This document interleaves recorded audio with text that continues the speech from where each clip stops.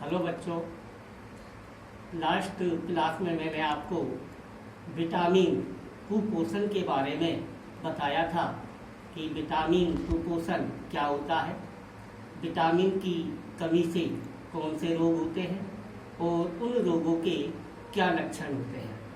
अब हम आगे चलते हैं और आगे जो हमारा अगला टॉपिक है वो है प्रोटीन कुपोषण। तो सबसे पहले बात ये आती है कि प्रोटीन कुपोषण क्या है। तो भोजन में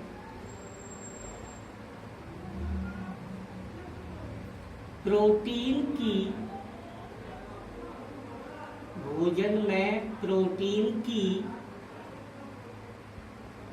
पर्याप्त मात्रा न होने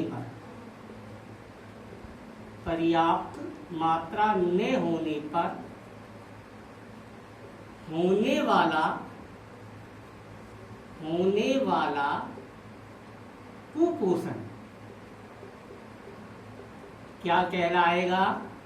प्रोटीन कुपोषण। अर्थात जब हमारे भोजन में प्रोटीन की पर्याप्त मात्रा नहीं होती है तो ऐसे कुपोषण को हम प्रोटीन कुपोषण कहते हैं। प्रोटीन कुपोषण से उत्पन्न दो रोग हैं जिनके बारे में हम पढ़ेंगे। तो पहला है क्वासी और कोर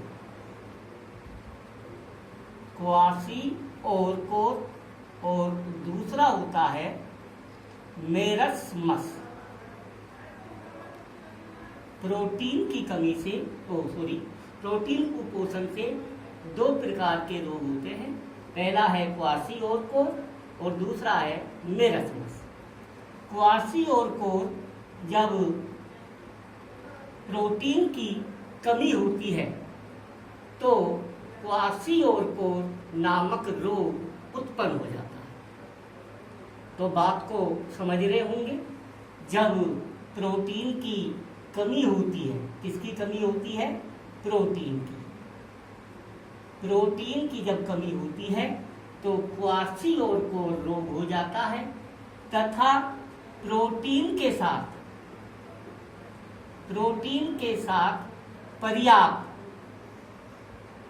पर्याप्त ऊर्जा की भी कमी होती है। ऊर्जा की कमी होती है तो इससे मेरस्मस नामक रोग उत्पन्न होता है। तो दोनों बातों को क्लियर कर लीजिए।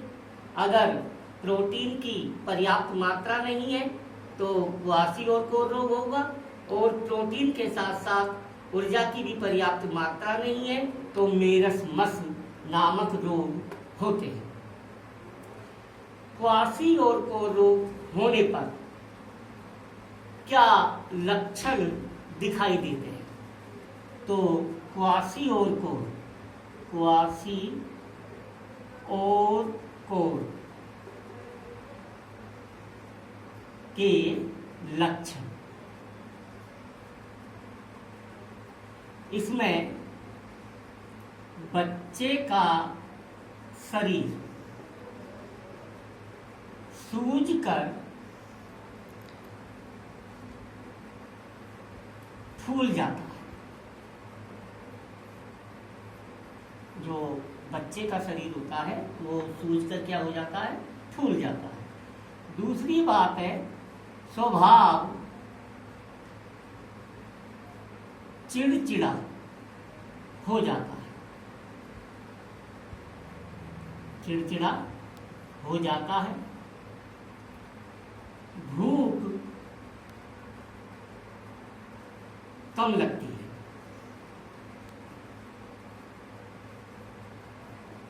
और त्वचा शुष्क, पीली काली धब्बेदार होकर फटने लगती है।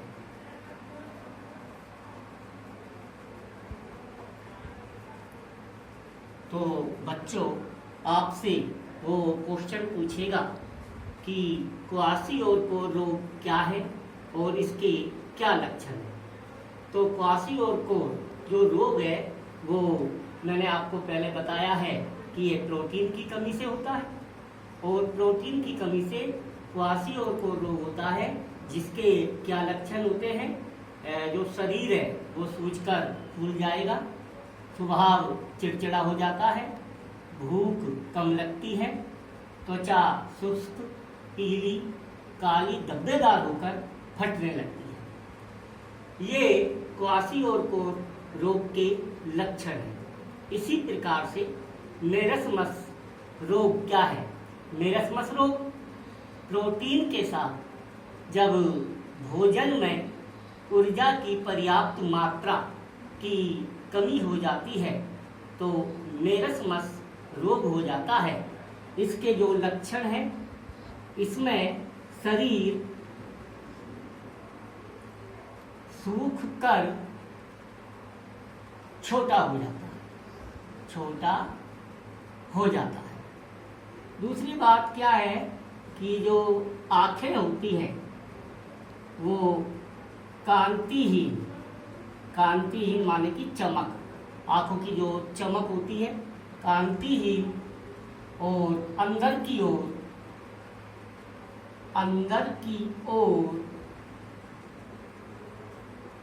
धस जाती है, अंदर की ओर धस जाती है।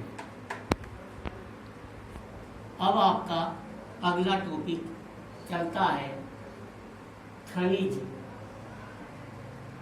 कुपोषण। खनिज कुपोषण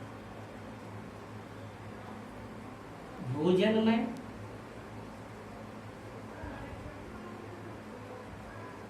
खनिज तत्वों की पर्याप्त मात्रा में हो तो ऐसे कुपोषण को खनिज कुपोषण कहते हैं। यानी कि जो हमारा भोजन होता है उसमें जैसे कि खनिज तत्व, जैसे कि सोडियम है, पोटेशियम है, आयोडीन है, लोहा है, इन तत्वों की जब कमी आ जाती है तो उसे हम खनिज कुपोषण कहते हैं।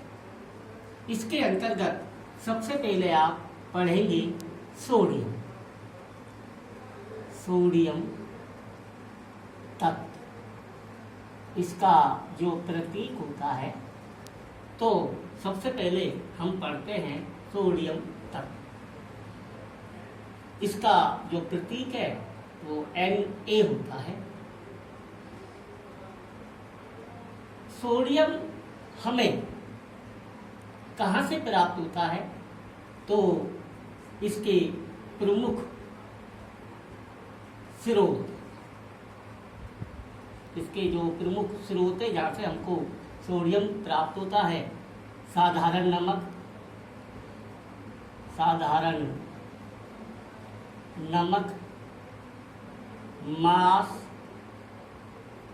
मछली आदि से हमको ये प्राप्त होता है। सोडियम किन स्रोतों से हमें प्राप्त होता है? साधारण नमक है, मांस है, मछली है आदि से हमको ये सोडियम तत्व प्राप्त होता है। अब बात आती है कि सोडियम के क्या कार्य होते हैं। सोडियम के क्या कार्य होते हैं?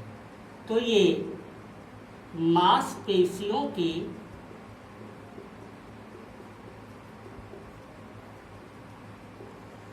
संकुचन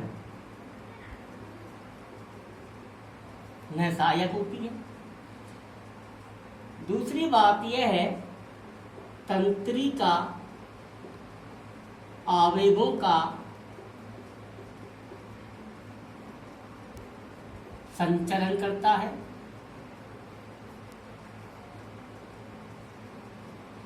शरीर का वैद्युत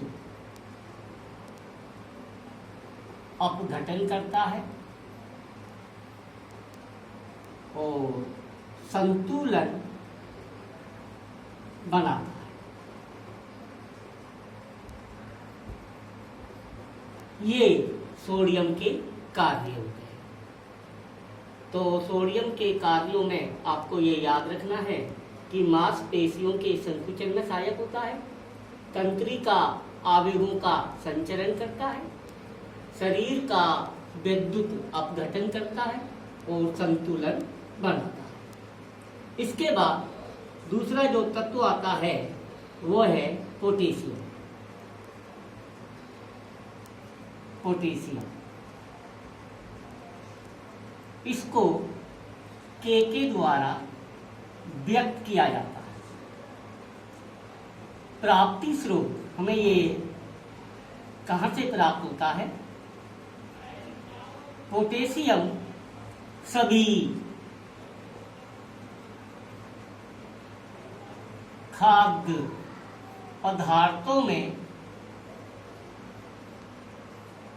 पाया जाता है। पोटेशियम के कार्य भी सोडियम के कार्य के समान ही होता है।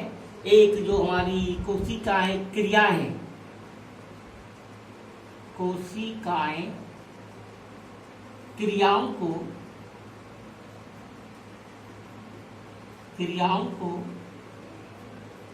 संचालित करता है।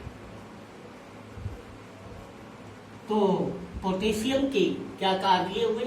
मांसपेशियों के संकुचन में, तंत्रिका आवेग का संचरण में, शरीर का विद्युत अपघटन में और संतुलन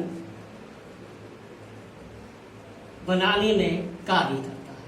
और इसका जो अलग से कार्य है वो है कोशिकीय क्रियाओं को संचालित करना। तो मैंने आपको सोडियम के बारे में बताया, पोटेशियम के बारे में बताया। इसके बाद आता है आपके कैल्शियम। तीसरा जो हम खनिज तत्व पढ़ेंगे वो है कैल्शियम।